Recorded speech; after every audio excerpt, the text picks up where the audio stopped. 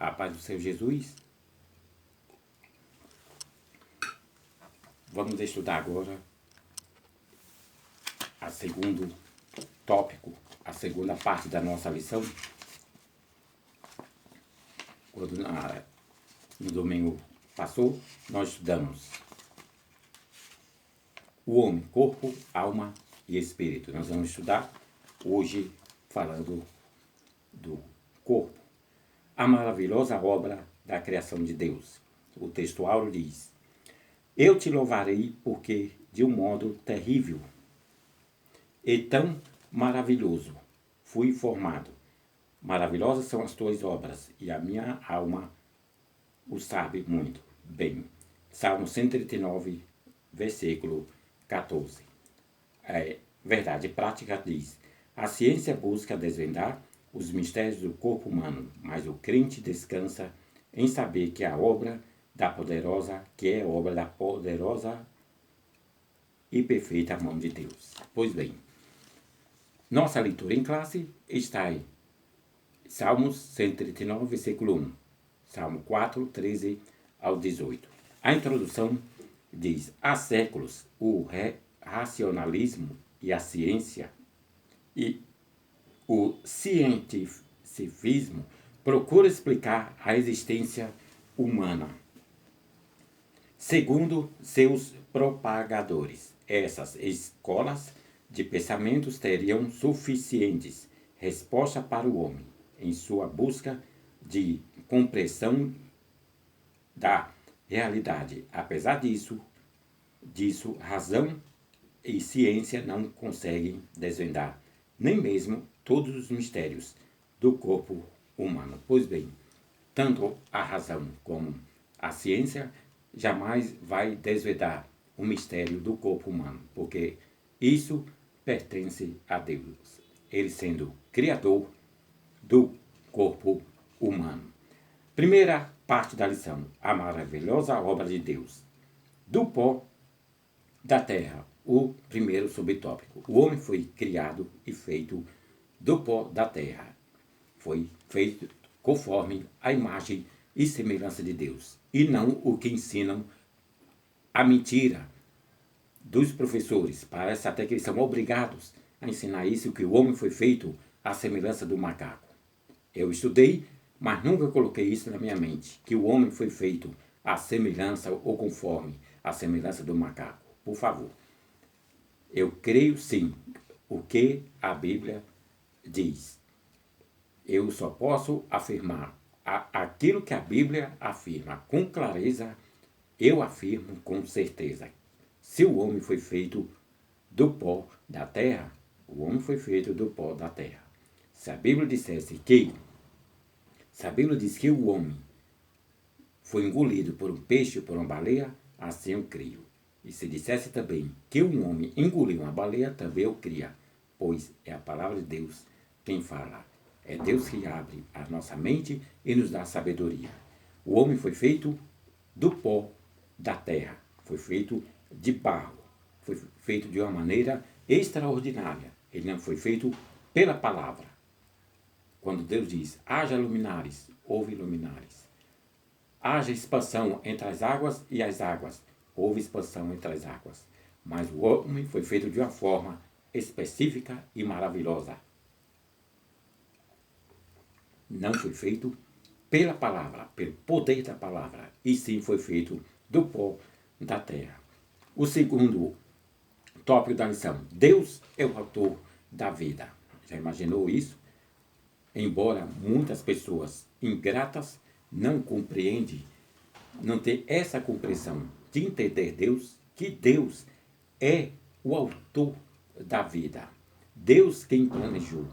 E Deus quem fez tudo para o homem. Quando digo homem, me refiro ao homem e à mulher, por ele ser o autor da vida. De uma das costelas de Adão, formou Deus a mão de todos os viventes, Eva, em um corpo igualmente maravilhoso, porém tão distinto em anatomia, fisiológica e genética. Deus deixara do próprio homem, Deus tirou de suas costelas, adormeceu o homem e fez assim a mulher. Sexo diferente. Por isso existe ambos os sexos, para que procriasse e o mundo se multiplicasse. Deus fez macho e depois a fêmea, através do seu maravilhoso poder, da sua maravilha. Deus dissera: crescei-vos e multiplicai-vos, deixará o varão seu pai e sua mãe. Assim Deus formou o homem do pó da terra, dando assim Deus sendo o autor da vida. Terceiro subtópico diz a individualizada formação integral. Deus forma espírito, alma e corpo de cada ser humano, conforme ocorre em ato da procriação que ele mesmo estabeleceu pela união íntima do homem e a mulher, macho e fêmea. Aqui, mais uma vez, entra a tricotomia, que é o corpo, alma e espírito. Primeiro Deus fez o homem, criando assim o homem, conforme a sua imagem e semelhança, do pó da terra. Depois a alma e o espírito. Ele mesmo estabeleceu pela união íntima do homem e a mulher, macho e fêmea. E a partir de então, Deus dissera: crescei-vos e multiplicai-vos. O que Deus quer hoje atualmente, é despovoar o inferno e povoar os céus, através do homem, através da mulher que ora ele criara. Muitos ainda precisam reconhecer essa gratidão, esse amor de Deus, sendo o Criador da vida. Você já reconheceu isso? Se você ainda não reconheceu e não aceitou Jesus, procure reconhecer que Deus é o autor da sua vida. A segunda parte da lição diz o corpo e a glória de Deus. O primeiro, o divino tecelão. O que quer dizer tecelão? Quer dizer, Deus nos teceu externamente. Nós temos os nossos 5 sentidos. E quais são? Nós temos primeiro a visão, depois a audição, depois o olfato, depois o paladar, nossa boca, e depois o tato. Os 5 sentidos da nossa vida. Mas a lição está dizendo que Deus nos teceu por dentro, o nosso interior. Ele nos teceu de órgãos e tecidos, assim como fígado, coração, pâncreas, pulmão. Ele nos teceu, não é? Por dentro, o nosso interior, laringe, faringe, estômago, e assim Deus nos fez. Pode ser coisa de Deus, a obra de Deus na nossa vida. O segundo subtópico diz entendimento e louvor. A compreensão da maravilhosa obra divina na formação do corpo humano liberta-nos de toda especulação e dúvida e produz um sentimento de gratidão e louvor. Davi declarou: eu te louvarei porque de um modo terrível e tão maravilhoso fui formado. Davi dissera: eu te louvarei porque Deus criou ele de um modo maravilhoso, conforme a sua maravilhosa graça. O terceiro subtópico diz o perigo dos extremos. O que quer dizer isso? São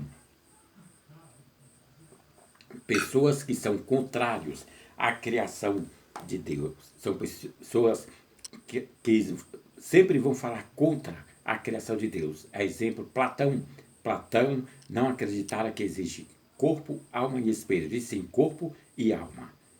Viu? E outros mais que tentam desfazer, ou até mesmo a própria ciência, desfaz da obra e a criação de Deus, que é o homem, o corpo.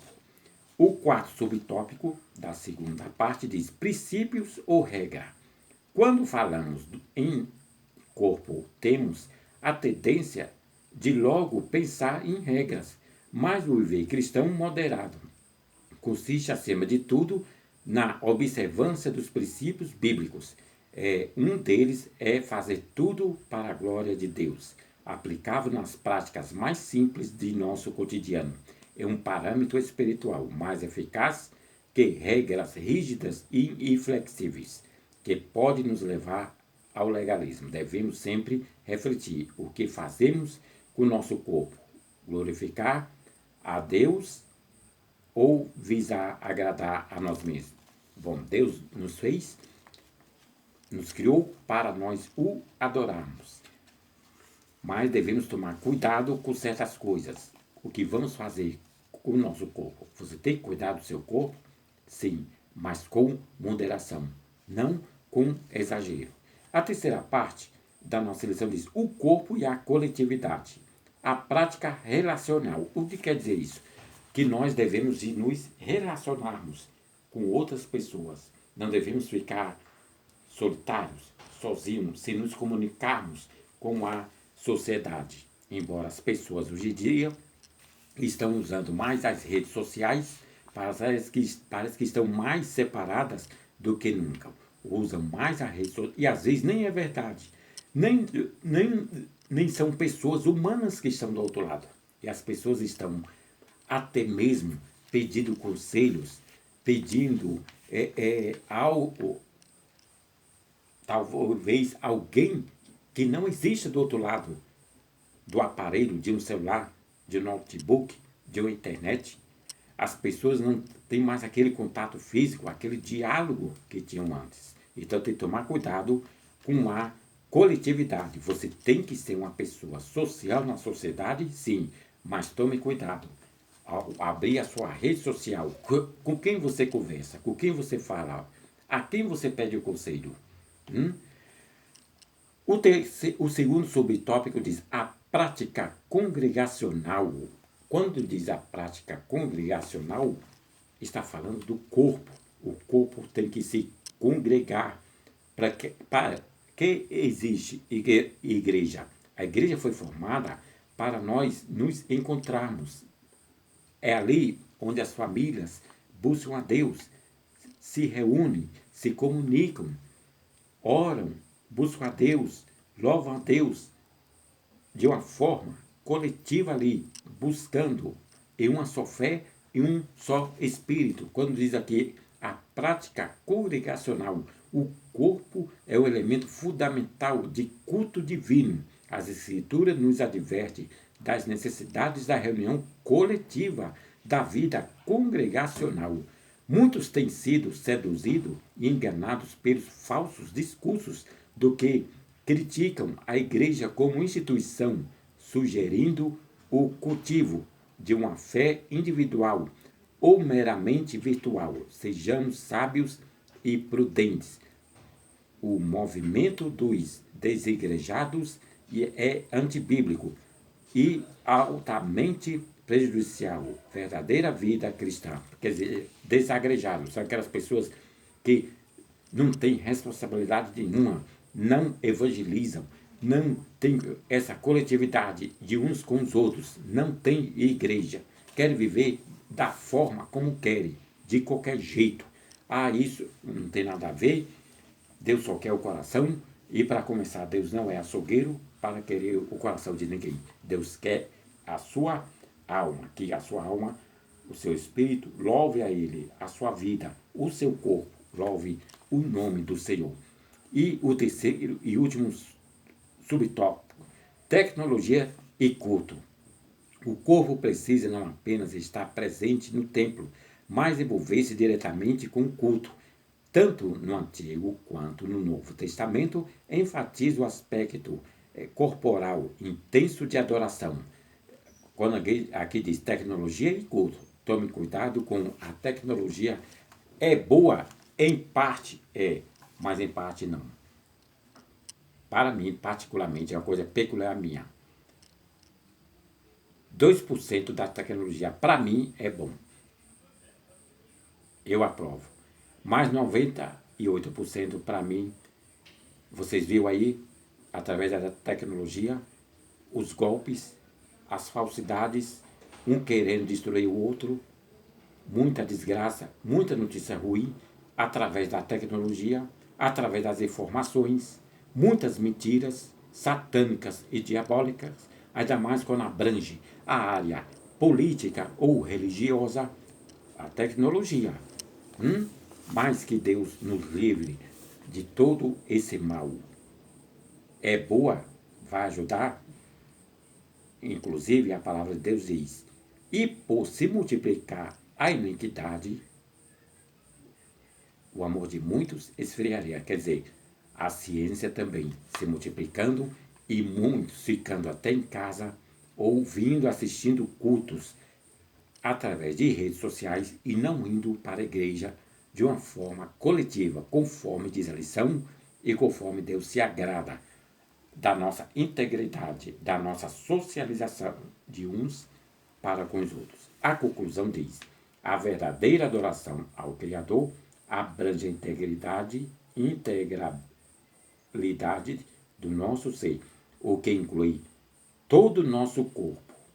Reconhecer-se como obra das mãos de Deus leva-nos a nos render à sua soberania e permanecer confiando em seu eterno poder, que saibamos possuir nosso corpo em santificação e honra.